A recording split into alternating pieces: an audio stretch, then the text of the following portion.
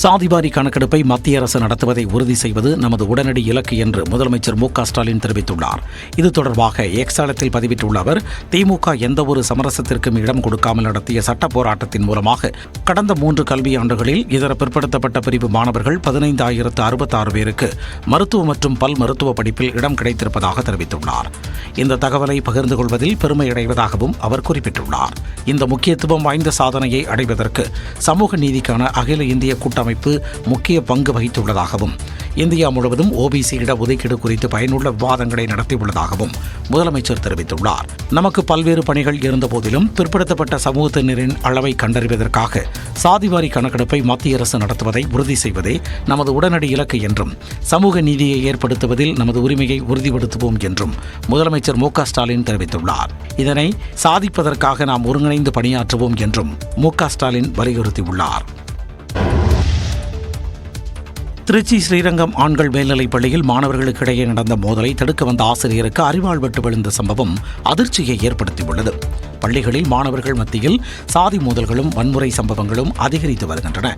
கடந்த ஆண்டு நான்குநேரி அருகே சக மாணவனை வீடு தேடிச் சென்று அரிவாளால் வெட்டிய சம்பவம் அதிர்ச்சியை ஏற்படுத்தியது. இந்த நிலையில் திருச்சி ஸ்ரீரங்கம் ஆண்கள் மேல்நிலைப் பள்ளியில் 12ஆம் வகுப்பு மாணவர்களுக்கிடையே தகராறு ஏற்பட்டது. அப்போது தடுக்கச் சென்ற ஆசிரியருக்கு அரிவாள் வெட்டு விழுந்ததால் அங்கு பரபரப்பு ஏற்பட்டது. இந்த மோதலால் மாணவர் ஒருவரும் காயங்களுடன் மருத்துவமனையில் அனுமதிக்கப்பட்டுள்ளார். இந்த சம்பவம் குறித்து ஸ்ரீரங்கம் காவல் நிலையத்தினர் விசாரணை நடத்திய நிலையில் பள்ளியில் இருந்து நீக்கப்பட்ட மாணவன் வெளிநபர்களை அழைத்து வந்து வகுப்பறைக்குள் புகுந்து மாணவனை வெட்டியது தெரியவந்துள்ளது. அப்போது தடுக்க முயன்ற ஆசிரியருக்கும் தலையில் அரிவாள் வெட்டு விழுந்தது.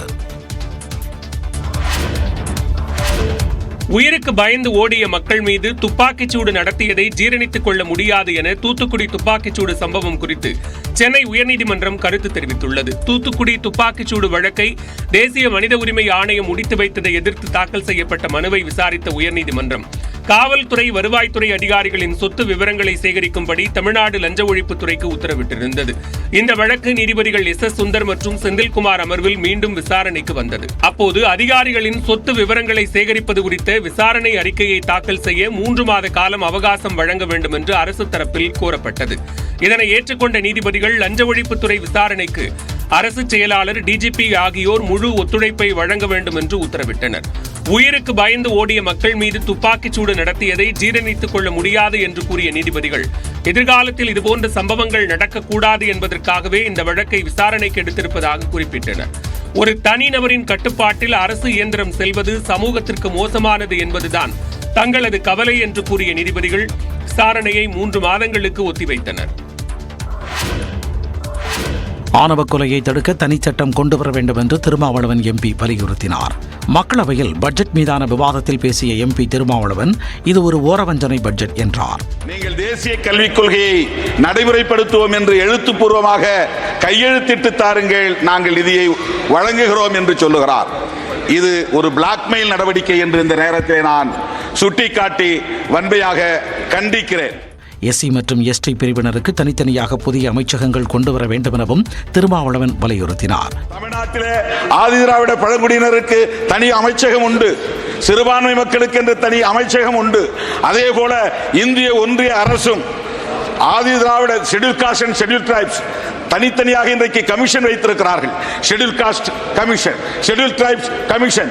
எனவே அமைச்சகத்தையும் மினிஸ்ட்ரியும் தனியே ஷெட்யூல் காஸ்ட் அமைச்சகத்தை உருவாக்க வேண்டும். மத்திய அரசின் 3 குற்றவியல் சட்டங்களையும் திரும்ப பெற வேண்டும் என திருமாவளவன் வலியுறுத்தினார். தமிழ்நாட்டில் பல இடங்களில் பழிவாங்கும் நோக்கத்திலேயே கொலைகள் நடப்பதாக எடப்பாடி பழனிசாமிக்கு சட்டத்துறை அமைச்சர் ரகுபதி பதிலளித்துள்ளார். சென்னையில் செய்தியாளர்களிடம் பேசிய அவர், ரவுடிகளுக்கு இடையே நடக்கும் முன்விரோத கொலைகளுக்கு அரசை குறை கூறுவது ஏற்புடையதல்ல என்று தெரிவித்தார். முன்னாள் குற்றவாளிகளை நாங்கள் எங்களுடைய அடையாளம் கண்டு அவங்களெல்லாம் கண்காணித்துக்கிட்டே வர்றோம். ஒரு கண்காணிப்பு உடைய ஒரு போலீஸ்காரர் ஒரு 100 பேரை போய் பார்த்துக்கிட்டு இருக்கிற போது அவங்களுக்கே தெரியாமல் 2 புது குற்றவாளிகள் வர்ற போது நாங்கள் அவங்களை என்ன பண்ண முடியும்? திருப்பி அவங்களையும் நாங்கள் வளையத்துக்குள் கொண்டு வந்து கண்காணிக்கின்றோம். எனவே நிறைய செயல்களை இன்றைக்கு தடுத்திருக்கிறது காவல்துறை தான். அதாவது எந்த அரசியல் தலைவர் அச்சுறுத்தல் இருக்கிறது என்று சொன்னால் உடனடியாக மாண்புமிகு முதலமைச்சர் அவர்கள் இந்த அரசு அவர்களுக்கு பாதுகாப்பு கொடுப்ப தயங்குவது கிடையாது. யாரும் அச்சுறுத்தல் இருக்கு என்று தகவல் தெரிவிப்பது கிடையாது. தமிழ்நாட்டில் சட்டம் ஒழுங்கு சிறப்பாக உள்ளதாகவும் அமைச்சர் ரகுபதி தெரிவித்தார். பொய் வழக்கு போட்டு எதிர்க்கட்சிகளை திமுக அரசு முடக்க பார்ப்பதாக அதிமுக முன்னாள் அமைச்சர் சி வி சண்முகம் தெரிவித்துள்ளார். 100 கோடி ரூபாய் மதிப்புள்ள நிலத்தை மோசடி செய்து அபகரிக்க முயன்றதாக அதிமுக முன்னாள் அமைச்சர் எம்.ஆர். விஜயபாஸ்கர் கைது செய்யப்பட்டு திருச்சி மத்திய சிறையில் அடைக்கப்பட்டுள்ளார். அவரை முன்னாள் அமைச்சர்கள் தங்கமணி, சி வி சண்முகம் ஆகியோர் சந்தித்தனர். காவல்துறையை கையில் வைத்திருக்கின்ற முதலமைச்சர் அவர்கள், திராவிட முன்னேற்றக் கழக அரசு இன்றைக்கு எதிர்க்கட்சிகளை காவல்துறையை வைத்து பொய் வழக்குகளை போட்டு அடக்கி விடலாம், ஒடுக்கி விடலாம் என்று நினைக்கிறது. அது நடக்காது. இன்றைக்கு வழக்கை சட்ட ரீதியாக சந்தித்து விஜயபாஸ்கர் வெளியே வருவார் என்றும் சி வி சண்முகம் கூறினார்.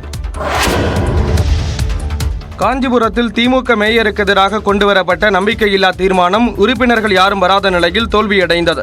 காஞ்சிபுரம் மாநகராட்சியில் திமுக, அதிமுக, பாஜக, காங்கிரஸ், பாமக மற்றும் சுயேட்சைகள் என 51 கவுன்சிலர்கள் உள்ளனர். மேயராக திமுகவைச் சேர்ந்த மகாலட்சுமியும், துணை மேயராக காங்கிரஸ் கட்சியைச் சேர்ந்த குமரகுருவரனும் உள்ளனர். திமுக மேயருக்கு எதிராக அவரது சொந்த கட்சியினரை போர்க்கொடி தூக்கிய நிலையில் அமைச்சர் கே. நேரு நடத்திய பேச்சுவார்த்தையில் தீர்வு எட்டப்படவில்லை.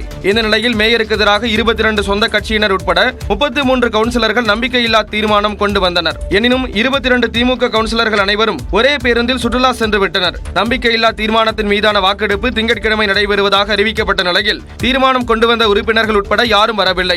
இதையடுத்து நம்பிக்கையில்லா தீர்மானம் வெற்றி பெறவில்லை என ஆணையர் செந்தில் முருகன் தெரிவித்தார். நம்பிக்கையில்லா தீர்மானம் தொடர்பான கூட்டம் நடத்த உத்தேசிக்கப்பட்டு நாங்கள் வாக்குச்சீட்டு முதல் எல்லாத்திலையும் தயார் நிலையில் இருந்தோம். எந்த மாமன்ற உறுப்பினர்களும் வராததால், கோரம் இல்லாததால் நம்பிக்கையில்லா தீர்மானம் வெற்றி பெறவில்லை. இதனால் திமுக மேயர் பதவி தப்பியது. மேகதாது திட்டத்தால் கர்நாடகாவை விட தமிழ்நாட்டிற்கு தான் அதிக பயன் இருக்கும் என கர்நாடக முதலமைச்சர் சித்தராமையா தெரிவித்துள்ளார். கிருஷ்ணராஜசாகர், கபினி அணைகளில் சமர்ப்பண பூஜை செய்த பிறகு செய்தியாளர்களை சந்தித்த அவர், காவிரி ஆற்றின் குறுக்கே மேகதாது திட்டத்தை செயல்படுத்துவது தமிழக அரசுடன் விவாதிக்க தயாராக இருப்பதாக கூறினார். மேகதாது அணை கட்டுவதால் தமிழ்நாட்டிற்கு எந்தவொரு பிரச்சனையும் இல்லை என்றும், தமிழ்நாடு நீரை வீணாக்குவதை தடுக்கவே மேகதாது திட்டம் எனவும் தெரிவித்தார். மேகதாது எங்களது உரிமை என்றும், எங்கள் மாநிலத்தில் நீர்த்தேக்கம் கட்டப்படும் எனவும் கூறிய சித்தராமையா, தமிழ்நாடு அரசு தேவையில்லாமல் பிரச்சனையை உருவாக்குவதாக தெரிவித்தார்.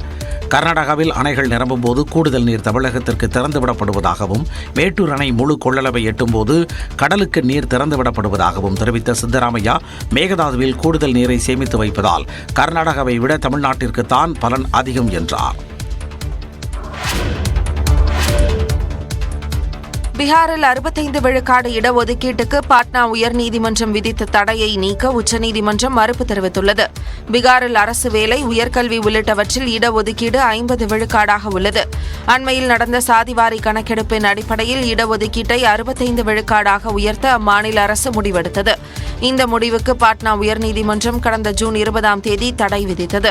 பாட்னா உயர்நீதிமன்ற தடையை எதிர்த்து உச்சநீதிமன்றத்தில் பீகார் அரசு சார்பில் மேல்முறையீடு செய்யப்பட்டது. இந்த வழக்கு தலைமை நீதிபதி சந்திரசூட் அமர்வில் விசாரணைக்கு வந்தது. அப்போது பீகார் அரசு சார்பில் மூத்த வழக்கறிஞர் ஷியாம் திவான் வாதிட்டார். அப்போது சத்தீஸ்கரில் இதே பாணியில் உயர்நீதிமன்றம் விதித்த தடையை உச்சநீதிமன்றம் நீக்கியதை சுட்டிக்காட்டி வாதிட்டார். இதனை கேட்ட உச்சநீதிமன்ற நீதிபதிகள் அமர்வு உயர்நீதிமன்ற தீர்ப்புக்கு தடை விதிக்க மறுப்பு தெரிவித்தனர். உள்ளாட்சித் தேர்தலை மனதில் வைத்து செயல்படுமாறு அதிமுக நிர்வாகிகளை அக்கட்சியின் பொதுச் செயலாளர் எடப்பாடி பழனிசாமி கேட்டுக் கொண்டுள்ளார். நாடாளுமன்ற தேர்தல் தோல்வி தொடர்பாக தொகுதி வாரியாக கட்சி நிர்வாகிகளுடன் ராயப்பேட்டையில் உள்ள கட்சி தலைமை அலுவலகத்தில் அதிமுக பொதுச் செயலாளர் எடப்பாடி பழனிசாமி ஆலோசனை நடத்தி வருகிறார். இதன்படி திண்டுக்கல் தொகுதி நிர்வாகிகளை நேற்று காலை சந்தித்து பேசினார். அப்போது தேர்தலில் தாங்கள் கடுமையாக உழைத்த போதும் வெற்றி பெற முடியவில்லை என்று நிர்வாகிகள் குறிப்பிட்டனர். அப்போது நிர்வாகிகள் அனைவரும் மாதந்தோறும் ஆலோசனை கூட்டத்தை நடத்த வேண்டும் என்றும், அதிமுக அரசின் சாதனைகளை மக்களிடம் கொண்டு போய் சேர்க்க வேண்டும் என்றும் எடப்பாடி பழனிசாமி கேட்டுக்கொண்டார். மேலும் கட்சியில் இளைஞர்களை அதிக அளவில் சேர்க்க வேண்டும் என்று கேட்டுக்கொண்ட அவர், உள்ளாட்சித் தேர்தலை மனதில் வைத்து பணியாற்ற வேண்டும் என்றும், உள்ளாட்சித் தேர்தலில் வெற்றி பெற்றால்தான் 2026ஆம் ஆண்டு சட்டப்பேரவை தேர்தலில் வென்று ஆட்சியை பிடிக்க முடியும் என்றும் அறிவுறுத்தியதாக கூறப்படுகிறது.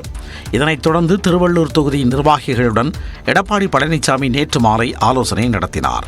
அப்போது தான் நேரடியாக பொதுச் செயலாளராக வரவில்லை என்றும், நிர்வாகிகளின் சிரமம் தனக்கு தெரியும் என்றும் அவர் குறிப்பிட்டதாக தகவல்கள் தெரிவிக்கின்றன.